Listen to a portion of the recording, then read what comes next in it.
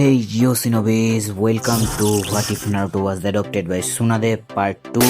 এই সিরিজে আমরা আবিষ্কার করতেছি একটা হোয়াট ইফ সিরিজ, যেখানে কি হতো নারুতো যদি সুনাদের দ্বারা অ্যাডপ্ট করা হতো শুরুর দিকেই।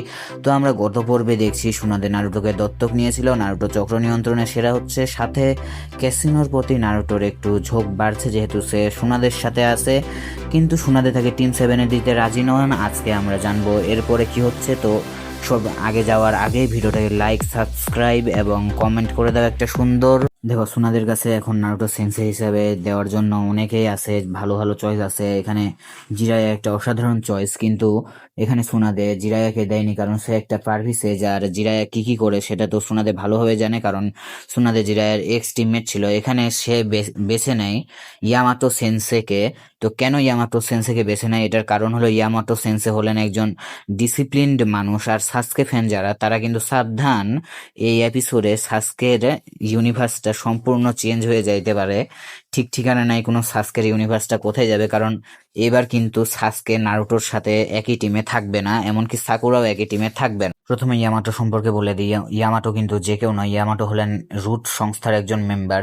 সে প্রথম হোকাগের উড রিলিজ জুৎসু ব্যবহারকারী, এবং ইয়ামাটো সেন্সে অনেক কড়া একজন মানুষ। সে সবসময় রুল বাউন্ড এবং সিরিয়াস থাকে। সে নারুটোকে আশা করি কঠিন ডিসিপ্লিনে রাখবে। একটু ভাবো তো কি হবে যখন সে নারুটোকে কোনো আদেশ দিবে, আর নারুটো যদি এটা বলে ফেলে যে আমার মা বলছে আজকে আমার ছুটি। তো মজা অনেক হইলো। আমরা মূল সিরিজে যাই এখন। দেখো মজায় মজায় কিন্তু আমরা আরেকটা পরিবর্তন আবিষ্কার করে নিয়েছি যে নারুটো এখন আর টিম 7-এ নাই, নারুটো এখন আছে টিম ইয়ামাটোতে। তো এখানে আমাদের টিম ইয়ামাটোতে আসলে কে কে আছে? আমাদের টিম ইয়ামাটোতে আছে আর্টিস্টিক সিনোবি সাই সাই, হ্যাঁ সে সিনোবিটা যে আর্ট করে অনেক কিছু করে ফেলে। আর আছে অবশ্যই নারুটোর ভবিষ্যৎ ওয়াইফ হিনাতা হিউগা। এখানে হিনাতা হিউগাকে রাখার পিছনে অনেকগুলো কারণ আছে, যেগুলো সামনের এপিসোড গুলাতে যাই তোমরা ভালোভাবে বুঝতে পারবা।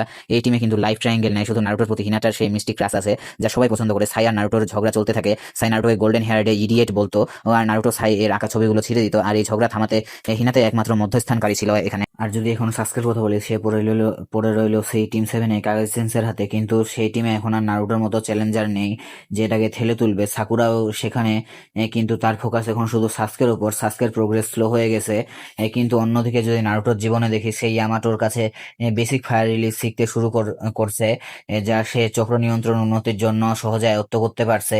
এটা তাকে ভবিষ্যতে আরো শক্তিশালী উইন্ড রিলিজ রাসিং গান তৈরি করতে সাহায্য করবে। কিন্তু এখানে সাসকে দুর্বল দেখে তার দিকে একজন ভয়ঙ্কর সিনোবির নজর পড়ে। হ্যাঁ ঠিক ধরছো সবাই, এই সাসকের দিকে নজর পড়ে ওরোচিমারু, যে উচিহারা শিকার করতে পছন্দ করে। অর্থাৎ শিকার করতে পছন্দ তো করে না, কিন্তু সে উচিহার খুঁজেছিল অনেকদিন ধরে তার একটা নতুন শরীরের জন্য। তো কি হয় সাসকের সাথে এবং নারুটোর জীবনে নতুন কি আছে সেটা নিয়ে জানতে হলে আমার সাথে জুড়ে থাকো নেক্সট পর্ব পর্যন্ত।